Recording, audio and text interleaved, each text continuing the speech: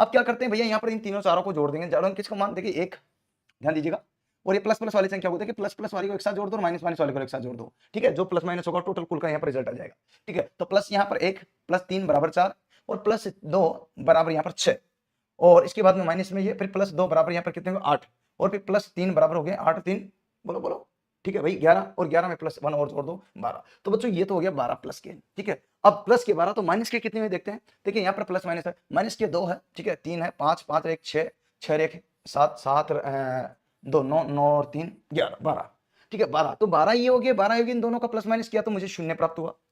परंतु ये तो तब है अगर ऐसे केस आता, तो इसमें मान लीजिए ऐसा केस आ जाता आपके सामने, ये मान जो है ना, ये ऐसे नहीं देकर के यहाँ पर क्या कर देता है, ये प्लस 2 दे देता, इसमें प्लस 2 दे देता। अब प्लस 2 देते यहाँ पर क्या हो गया 13। इसका मतलब ये हो जाता कि 13 में से मैं 12 घटा दूंगा तो यहाँ पर हमें प्लस का 1 प्राप्त होगा। अब आप प्लस का 1 क्यों प्राप्त होगा, देखिए रिजल्ट बात समझना, यहाँ पर बराबर मुझे 1 तो प्राप्त हुआ, लेकिन ये किसका प्राप्त हुआ, प्लस का। ध्यान देना क्यों, क्योंकि ये किसकी संख्या है, प्लस की। ओके, अगर ये केस ना होता, इसकी जगह दूसरा कर दे, उदाहरण के तौर पे ये ना करके, ये तो मैंने आपको प्रैक्टिकल होता है, यहाँ 2 करके, ध्यान रखना इसको वापस मिटा रहा हूँ, और यहाँ 2 ना करके ये क्या कर देता है, यहाँ आपके जो है ध्यान रखना, यहाँ आपके क्या कर देता। अब इसी केस में आपके यहाँ पर ध्यान दीजिएगा, इसी केस में यहाँ ये 2 कर दिया, इसकी जगह 3 कर देता, ठीक है, 3 भी कर सकता, यहाँ पर भी बढ़ा सकता 2 जगह, यहाँ पर भी 2 कर दिया, तो मामला अलग अलग हो सकता। मैं सिर्फ यहाँ पर आपको बताता हूँ कि यहीं 3 कर दिए, मैंने 3 कर दिया, तो इसका मतलब है कि यहाँ माइनस के कितने थे पहले 12, अब कितने हो गए 13।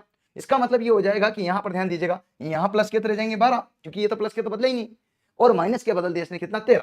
अब माइनस के 13, तो यहाँ पर देखिए इसमें से ये घटा तो बराबर घटा तो, लेकिन माइनस का 1 आया।